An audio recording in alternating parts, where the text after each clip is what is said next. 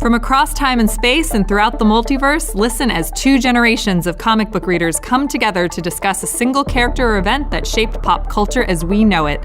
Let Your Geek Sideshow presents Then and Now with Susan and Kitty. Hey guys, welcome back to Then and Now with Susan and Kitty. So today we're talking about a character that has only existed for 17 years. I think I blew Susan's mind with that one. I can't believe she's been around for 17 years. I feel like she's so new. I mean, she is comparatively to other comic book characters, but at the same time, she's still been around for 17 years. Her first appearance isn't old enough to buy itself a drink yet. That's true, and she needs that drink. She needs that drink. So despite only being around for 17 years, she's making a big impact on the current Marvel landscape in comics and television, alongside its more classic heroes. So, she's a savvy private eye who drinks hard and hits even harder. This is Jessica Jones, Then and Now. Now I hit the table. We can't not hit the table. So 17 years ago, Susan. 17 years Jessica ago. Jones. Jessica Jones makes her debut in Alias in the Max line of comics. That's so crazy to think about. I'm just having this like major nostalgia jolt right now because I can't imagine that she's actually been around for 17 years. She seems so new. But at the same time, Jessica Jones was that character that, to be totally frank, I did not like her at first. I thought she was like obnoxious. And I actually quit reading her comics like for a while until actually a friend of mine, when I worked at at a comic book store, had me, they were just like push past anything you don't like about her, because that's the thing about Jessica Jones, is that you don't have to like her and she doesn't care. Like as a character, she does not care if you like her or not. And that's really refreshing because it gives writers who handle her story a big freedom. But it also gives us a big freedom because you're so worried about rules a lot with different characters. Like just before we hit record on this podcast, Kitty was talking about how a lot of characters have to work within codes. And I should not repeat what you said. I should let you say it. There's other superhero shows that I watch, and I feel like you always want to root for the hero. Like I do strongly believe that you need good heroes with good moral codes, but sometimes it's a little exhausting because in those episodes where like, oh, they had a mind swap or whatever and they're the evil version of themselves suddenly, when they're mean, they're the bad guy. But it's really refreshing to have a heroine that I can read or watch on the show who is almost wholly unlikable. I mean, you like the things about her that are nasty or crude or mean. But like, while I understand that, at the same time, I don't see any of those. Like, once I got past the I just don't like her, it was more like she's not the type of person I would hang out with. And rude and crude and mean. She's drunk all the time. She will hit you and is not afraid to start a fight. She's not afraid to cuss you out.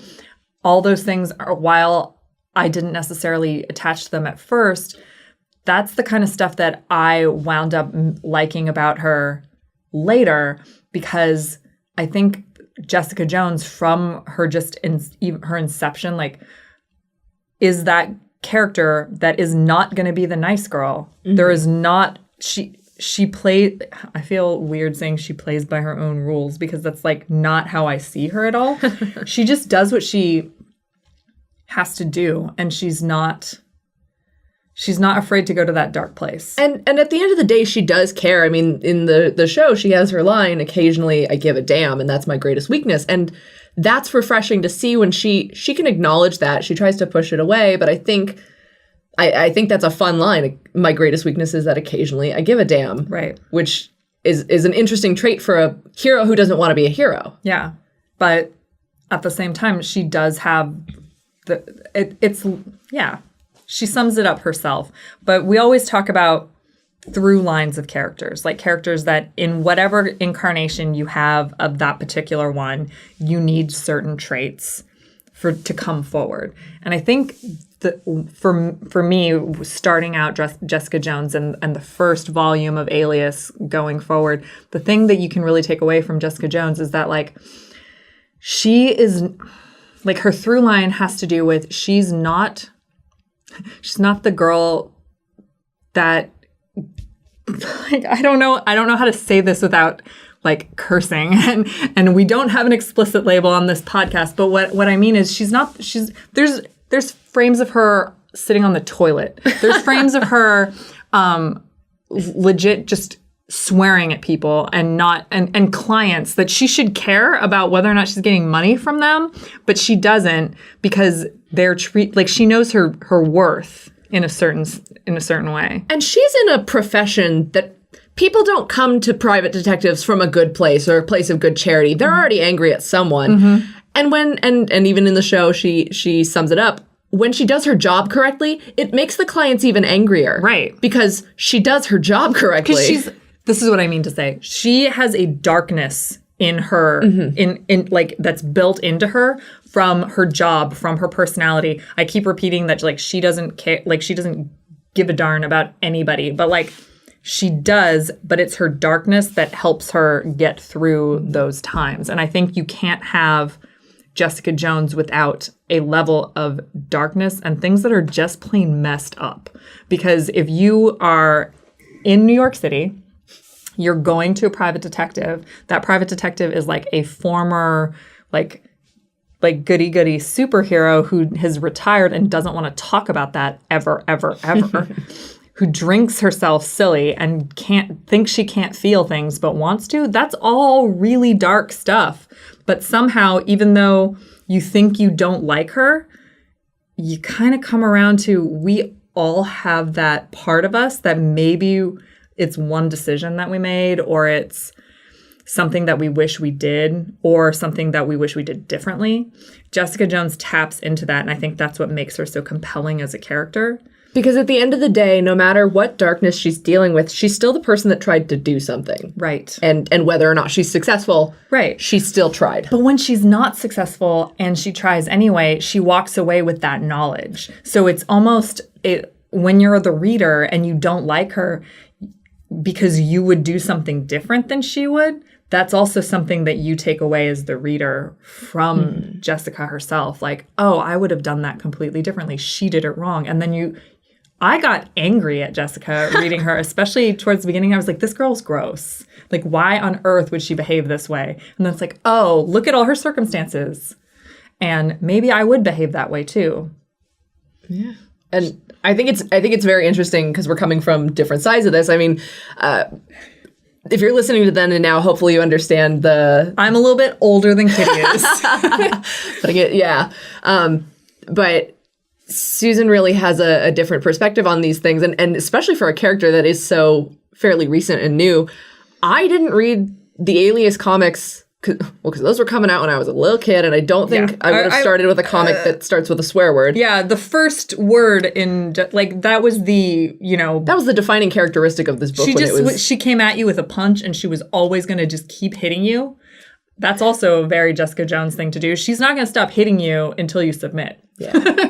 But it's interesting because I went from the show to the comics and then came back around to the new comics, which continue in the same vein, but it is very different, shaped by the knowledge of the show, but also the landscape of Alias. The original Alias was a huge product of its time. Yes. Like, it almost felt outdated to me when I read it, but I still loved it because it was the character that I had been introduced to in the show.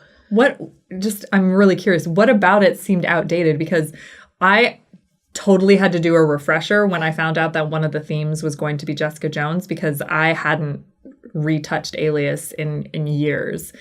And it didn't seem that outdated to me, but I'm also coming from a different time than you.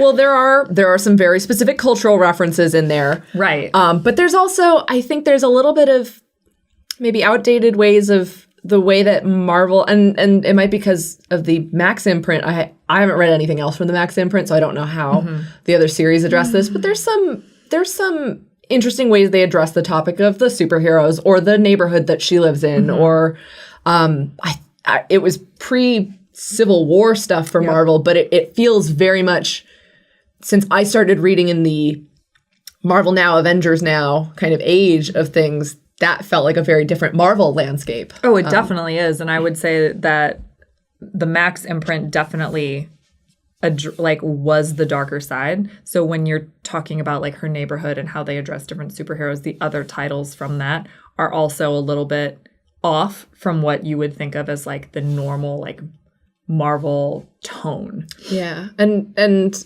yeah, it's interesting because some of that stuff they couldn't carry into the new series. Oh, I right. mean, there's still some swears. There's a few swears. There's a few swears. No, there's definitely swearing and violence, but some of that darker content in the new series, the self-titled Jessica Jones series, does feel very different, although it's the same exact creative team. So it's interesting to see. I love Michael Gaydos' art, and it's got that fun noir haze to it. Yeah. See, that to me is like the only thing that I would think is possibly of its time, because you don't see as many comics drawn this way anymore. Yeah. Yeah.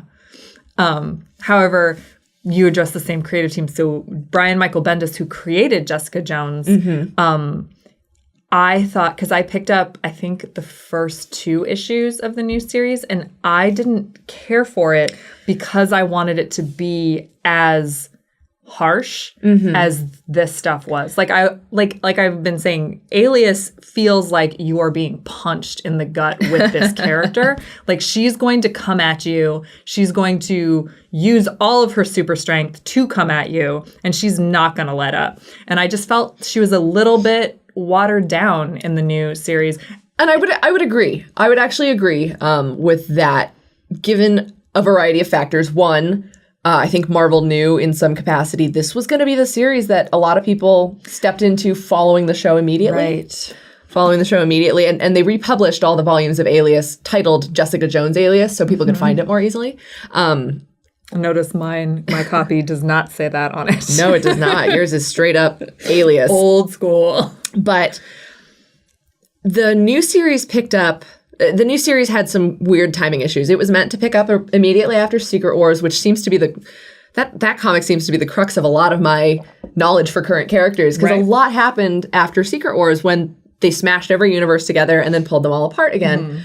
So that series ended beginning of 2016, I think. Yeah.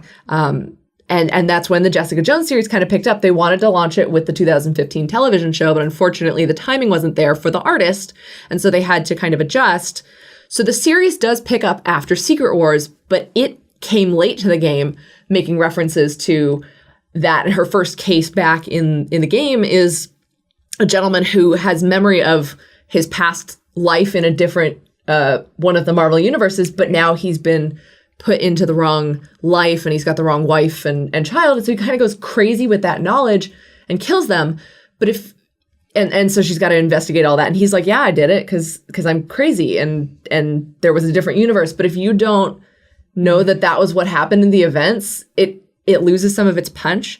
And the first volume also dealt a lot with her family, because Alias ended with her admitting that she was pregnant to Luke. And then she went into the Pulse and then didn't have a solo series until this time. And so she's back and she's a family woman, and the book kind of has to balance with the fact with like, yeah, she is a mother and she can't go running around like a renegade weirdo. Can't just drink herself silly. And I mean, she still does. She still does, but she has to take care of her daughter, so that's a concern. And so it was sort of watered down, and I do think at the beginning of that series they did tone down some of the explicit content to step you into the world, introduce you after Secret Wars.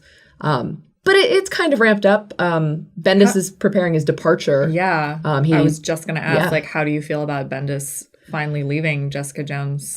You know, it's bittersweet because throughout his run, there's a lot that I do like and a lot that I don't. And I respect the fact that he created this character, and she's such a monumental character. But I've had pacing issues with his stories and other topical issues. But it's interesting because when you look back, with Bendis leaving Marvel, I think that actually sets the stage for her to appear in more comics, because while he was writing for Marvel, he kind of had sole control of her. He's like, this and Miles Morales and these characters I've created are my thing, and so I'm going to write them. And Marvel's currently in the process of announcing a lot of their their new stories. And rebooting their universe again. Yeah, fresh start to their universe. But one of the things that was first announced when Bendis announced his departure was that he's like, I have handpicked my successor for Jessica Jones, which sounded a little like a weird Godfather-y thing. Well, I thought of it more as like Godfather, but also like a dad making sure his kids cared for. Yeah, making sure she's not going to the prom with some weirdo. Yeah. No, and I see both sides of it, but it's actually really exciting. He said that the writer's going to be a woman, and this will be the first time that a woman has taken on her solo series. There have been some comics that she cameoed in a few things, event one-shots and whatever, but she was usually part of a larger ensemble. But for the most part, even in the Young Avengers stuff she appeared in, she didn't. Bendis didn't do all of that, but he did like the Young Avengers specials. Jessica has always kind of come through the lens of one writer, except for in the television show, and that's an interesting thing for me to be comparing the television show character to the comics character, because the comics character is very much the product of one writer and one artist coming together, and so it's really interesting. But how do you feel about the television show? I'm asking this with full knowledge that I know the answer, but everybody out there doesn't know. I'm obsessed with the television show. I mean, how many times have you watched it? I've seen it 8 times now. 13 episode runs of it's 13 episodes, 1 hour each. I've seen it 8 times through. I love it because I notice new things each time. And sometimes it's wishful thinking and my brain connects things, but it's fun to see the way they adapted these characters for an entirely new format. Right. Because they really took a lot of cool creative liberties with that. And there's some really fun callbacks to the Alias comics. As someone who came from the comics to the show, I love Kristen Ritter. Oh, like, yeah. I know this is really supposed to be more about comics than it is about the show. But I think the show is a huge moment for the character. Yes, especially I remember being surprised that they were going to be including her in a solo television show because she was so limited in her appearances, like as a solo leading lady type comic book character. But Kristen Ritter made it work. Like, I don't know how you make her work without a really strong actress playing her.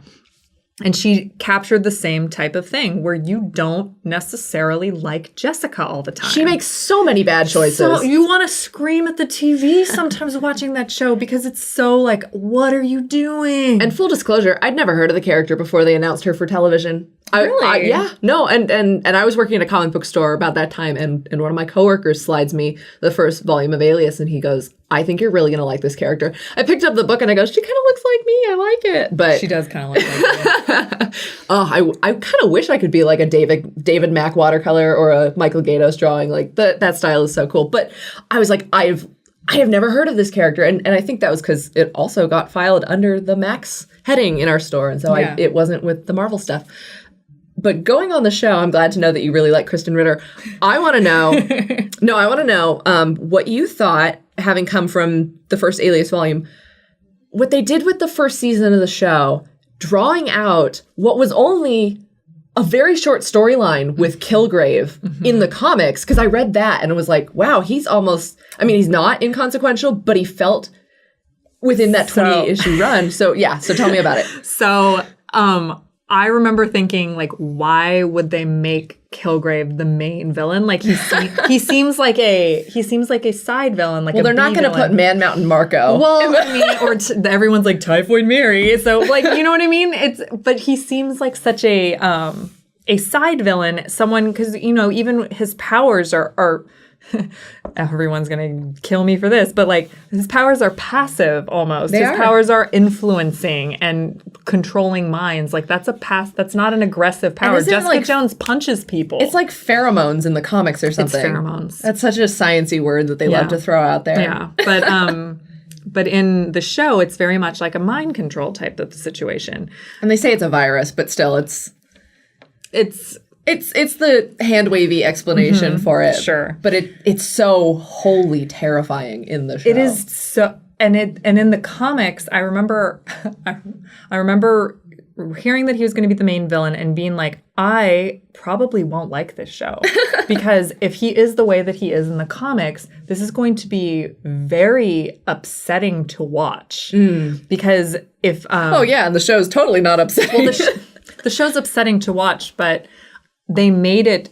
I mean, his powers are psychological in nature, but they made it work. And I was very surprised that something that disturbing psychologically could be translated to a television show so seamlessly. And he doesn't even show his face until the 4th episode, because I just rewatched this. He doesn't even show his face till the 4th episode. And I remember watching the show. I think I did like 2 episodes at a time the first time I went through it.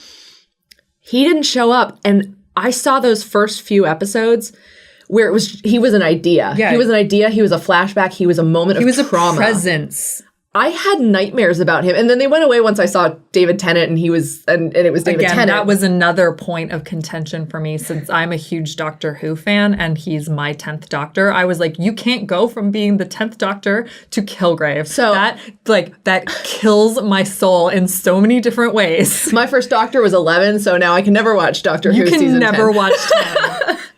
Because I'm too wholly terrified. But I had nightmares. That's how much it was this idea of Kilgrave. There is an idea of Kilgrave. Even in the comics, there's that idea and he is influencing her even when he's not there. And that's, I think, the scariest thing about him as a villain. So then I was kind of like, I went back and was like, oh, you're completely wrong. Like, I love when things prove me wrong because as a fan of anything, you get this idea in your head as to like what you think something should be.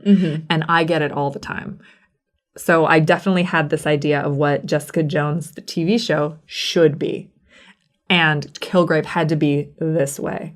But he wasn't. And even Kristen Ritter wasn't. I loved her from Breaking Bad, but I was like, she played like a junkie. There's like she's not going to play she's not going to play a strong female. She played this weak little junkie in Breaking Bad. Anyway, so that show defied all of my expectations about what I thought Jessica Jones could be. And that's really cool because for me, it shaped my whole idea of what Jessica Jones is because that was my first introduction. So how was it going into Alias after seeing the show? Did you project any of Kristen Ritter and her version into Jessica Jones in the comics? A little bit. And I think it didn't always work. And so I had to actually separate it out in my mind. I could see those moments. And I mean, there were some fun things in the comic. And I was like, hey, that's in the show. I mean, like you said, the sitting on the toilet, they homage that in the show, which is pretty funny. And the one thing that struck me going between the show and the comics, in the show, she never says the F word. Not once. There's every. Is that true? I mean, I believe you. You've seen it way more than me. Every other word goes flying, but the F word is the one that they never ever say. Which is how they get away with that? And because of Kristen Ritter's amazing face and the way that she can say it with a look. But I was shocked. Oh my gosh. She never says the F word. You know what's amazing is that I've seen the show too, and it didn't. I just thought she said it. Yeah, you think she says it.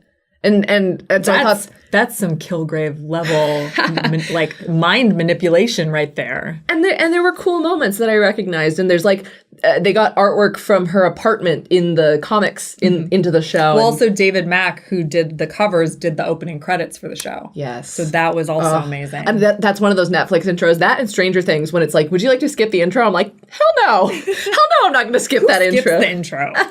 I skipped some intros, but not Stranger Things. But there's fun moments like in my most recent rewatch I noticed, and this might be wishful thinking, but when she walks into the bar and the bartender goes, are you looking for Luke? Are you going to tell him you love him? Going to tell him you're having his baby? And I'm like, oh, well, that's how Alias ended. She tells him that she's going to have his baby. Yep. So I thought that was funny. But the one that I didn't realize a couple of rewatches in, because like you said, they really took Kilgrave and even Jessica in an amazing new direction. And they adapted. I mean, they changed Luke up for the show. Jerry Hogarth is an amazing construction, and Trish Walker. But the one that really struck me was Malcolm, because until maybe my 4th rewatch, I'm like, oh, on this rewatch, I did this.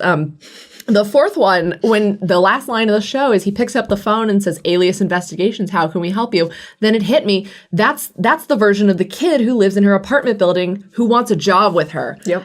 And I thought it was really smart because in that comic, or seeing him in the comic, I was like, wow, he's kind of a bit of levity to her hard exterior and he wants to be buddy-buddy. But the way they adapted Malcolm was heart-wrenching and amazing for a show that deals with all types of abuse. I mean, it and just all those moments. I think it's one of those more complex shows that every time I rewatch it, I just realize how smart of a show it is, and it makes me feel smart, even though I can't solve the mysteries like Jessica. To be honest, a lot of those Marvel Netflix shows do that.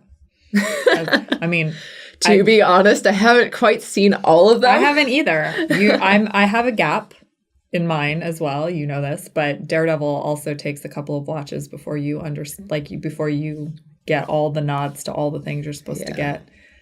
Yeah. Daredevil's mine, but yeah. Oh, it's so good. And with those character adaptations, like adding and I love Jerry Hogarth and the lesbian love triangle. Like because there's a moment where she says to her girlfriend, her secretary, when she goes, well, I didn't tell you to kill my ex-wife. You did that in self-defense. And Kilgrave is like, well, I didn't tell you to, and I'm sorry for spoilers, but the show is like 3 years old now. When he's like, I didn't tell you to kill Riva, I just said, take care of her. It's like those moments where you can see, even if you don't have superpowers, you can be an absolutely disgusting person. And I love that. I think that again, we come back to the through line for anything in this world is that you can have all this darkness with you. Like, you don't have to be a superhero to carry like a superhuman level of darkness, but you need a certain level of light or to just go all the way. You need to occasionally give a damn. Yeah. If someone gets hurt or if someone takes a fall. And it was nice to see, because going back to Alias, there's a lot of superheroes in Alias that got taken off the table for... Oh, yeah. Because they're all in Marvel movies. Scott Lang, Carol Danvers, and Captain America. And Thor. And Thor. I was like, Thor. And Thor. They were all taken off the table. And I've read that Melissa Rosenberg, the showrunner, originally wanted Carol Danvers in the show, but awesome. Then that's when it was like, hey, like, you can't because she's going to be in the movies. Yeah. And it's like, okay, I guess that's okay.